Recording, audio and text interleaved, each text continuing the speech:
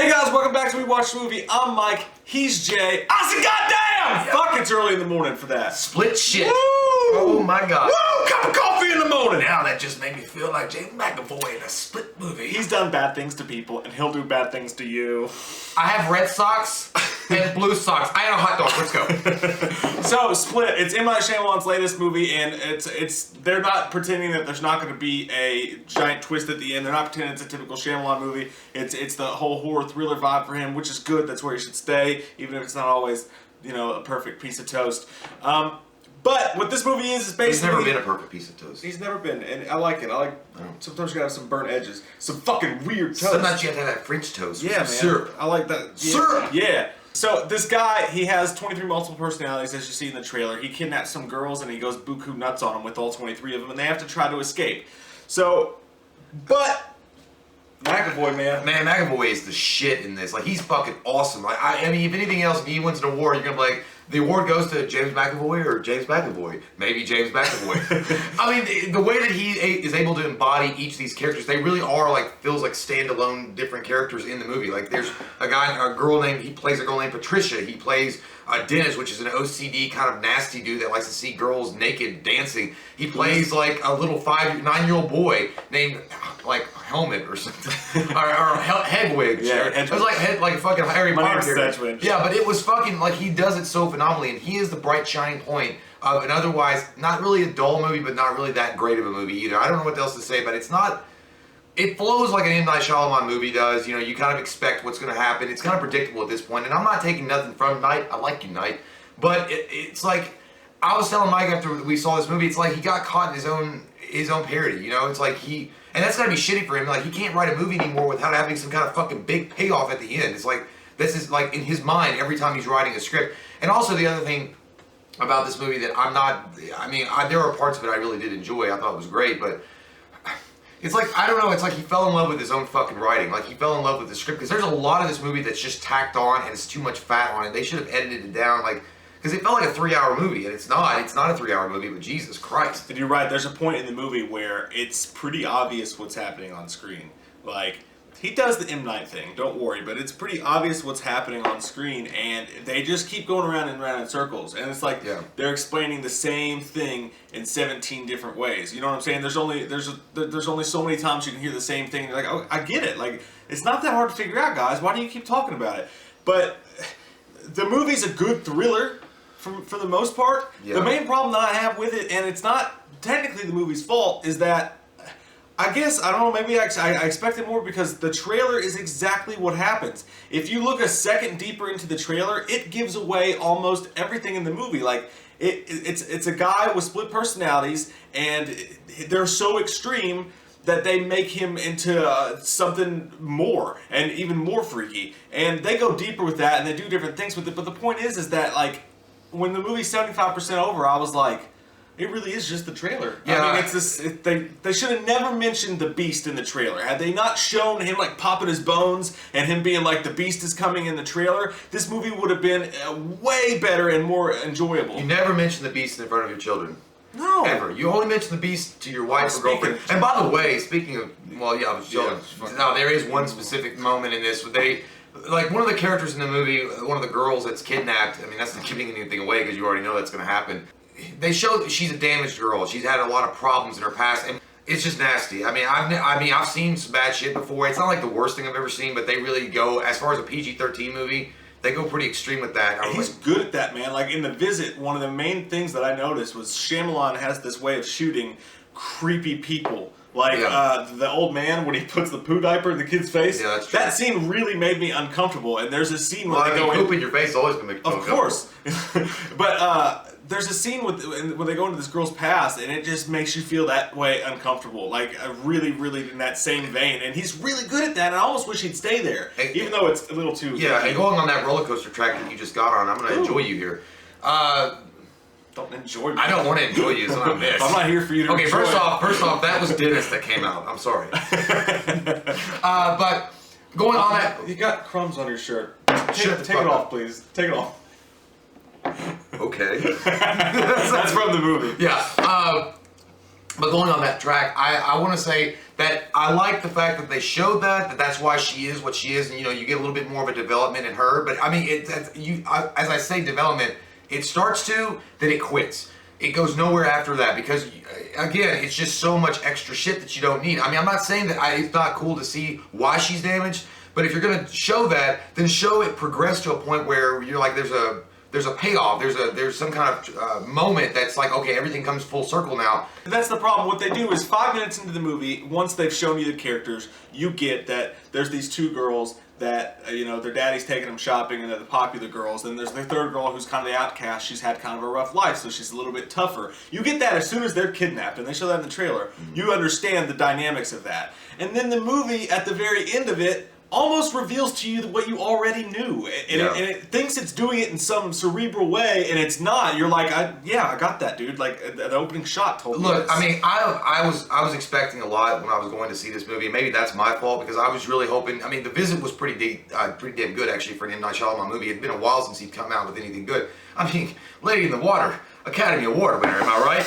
No, that movie sucked dick. But I thought that it was going to be something cooler. But you're right, the trailer gave away too much before going in, so it was already spoiled in that sense.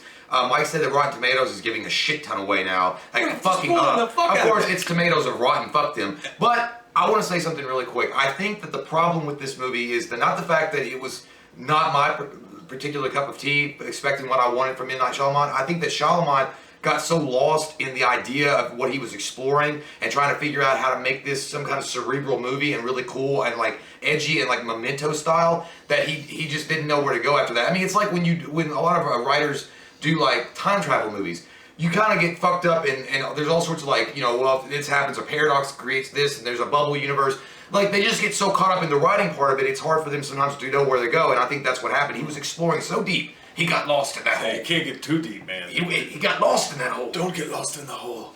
That was more Keanu than what I was doing. Just give me a gun. Dude, this hole is really deep. And all this being said, the movie's shot amazingly. Yeah, the acting is top notch. Mm-hmm. The girl who plays his psychiatrist in the movie is Dr. fucking Fletcher. amazing. I loved her in this, and she does a great job of going into it. And basically what they do is they take this split personality thing and they put it on crack cocaine. And they do crazy shit with it, and it's kind of cool when it gets to the point where shit finally hits the fan. It is pretty cool, and it's tense, and it's scary, and it's a good thriller type of movie. It's just that they took it and they just copied and pasted for like another extra 40 minutes too long. That's again, I don't know why he was doing that for. It's like, and I'm not trying to say anything mean against him. I just think that he fell in love with his writing. I think he fell in love with his dialogue, because there's a shit ton of dialogue that doesn't need to be in it. There's like big giant packets of it, and that's what I'm saying. Like, it's repeatable. They repeat the same shit and just different words are used. And as far as Dr. Fletcher goes, she is a great actress and she is good. I was kind of annoyed with her role sometimes because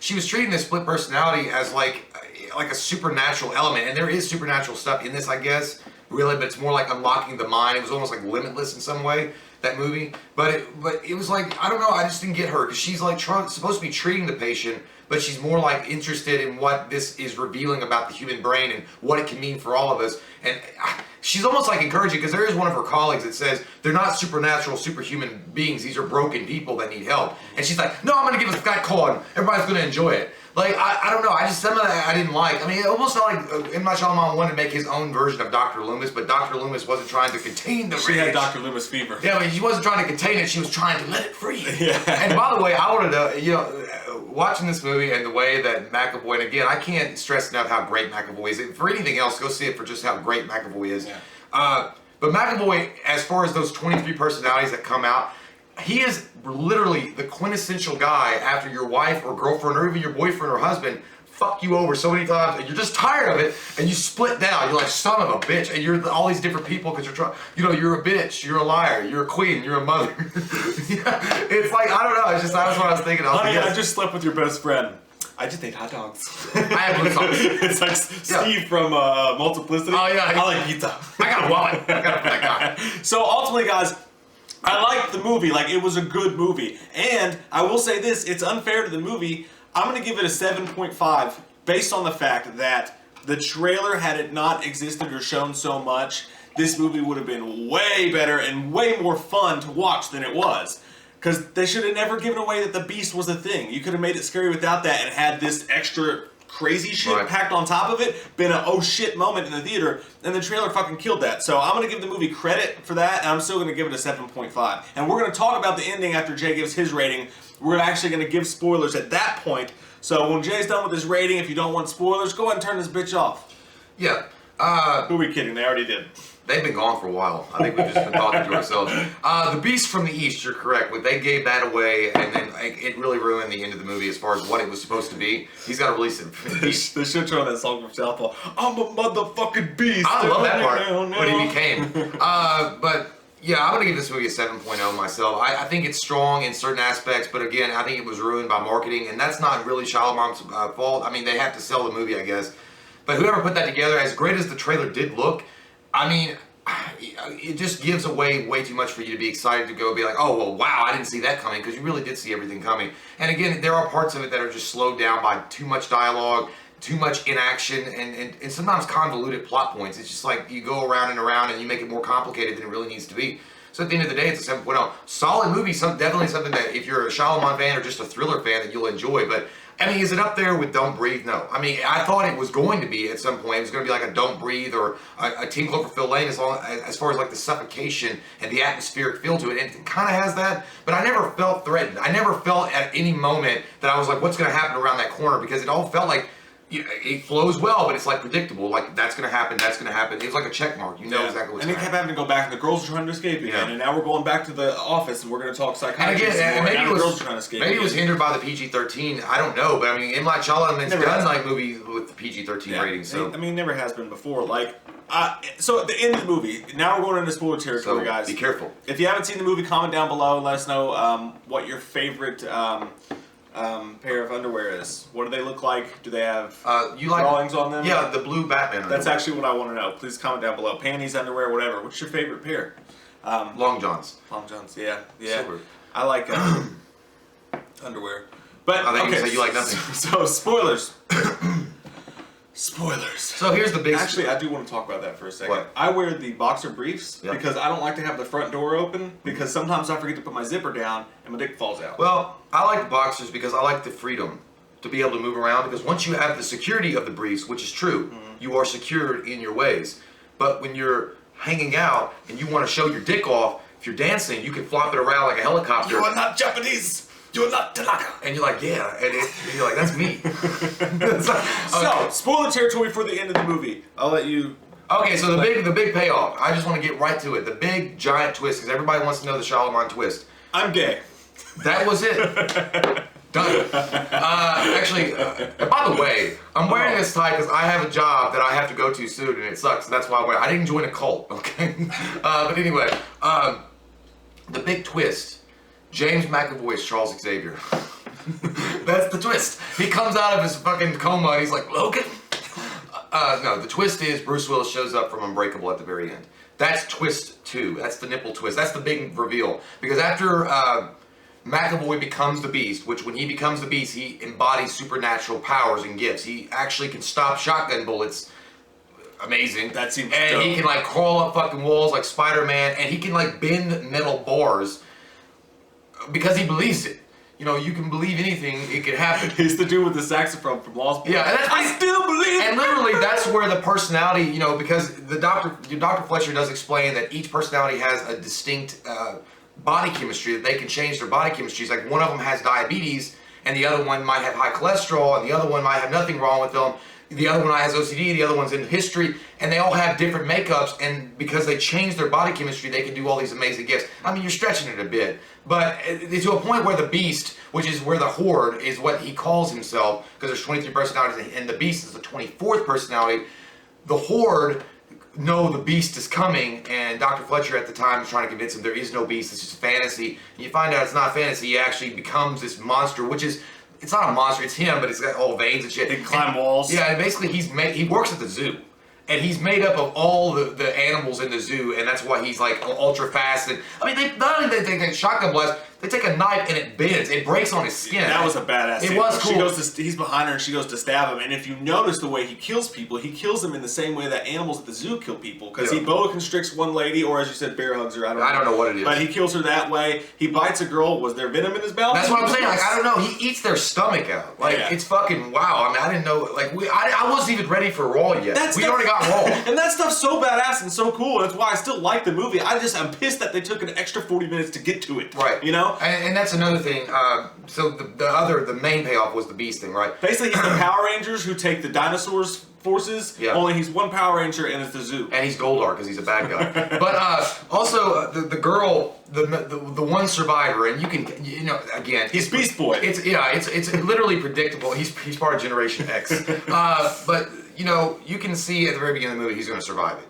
Right, even the trailer. The dark-haired girl, the one that has her shit together, she's the one that survives, and she's the one that has a lot of the traumatic stuff going on in her past life. But again, when I said earlier, it goes nowhere, it doesn't go anywhere, because there's no payoff. She got molested by her uncle, and he confronts her, and see, the whole idea of the Beast, or what the Beast is trying to do, which is McAvoy, is he wants to take the impure, like these goody-good two-shoe girls, he's like, you never had to fight for anything in your life, you never had to struggle, and eat them, consume them. Struggle purifies. But when he sees her, when he sees like the damage that's been done to her body, when at the very end of the movie, he's like, rejoice, you're not a part of the impure, you're pure, rejoice. And then he runs away because she's got cuts. Yeah, she cuts herself where her uncle's fucked her up. That guy is so fucked. Yeah, up. he's sitting there with that shotgun and he's swinging back and forth. And he's he remind me of fucking Bear Hugger from Super Punch Out. But yeah, so you gotta hit that bitch right in the stomach.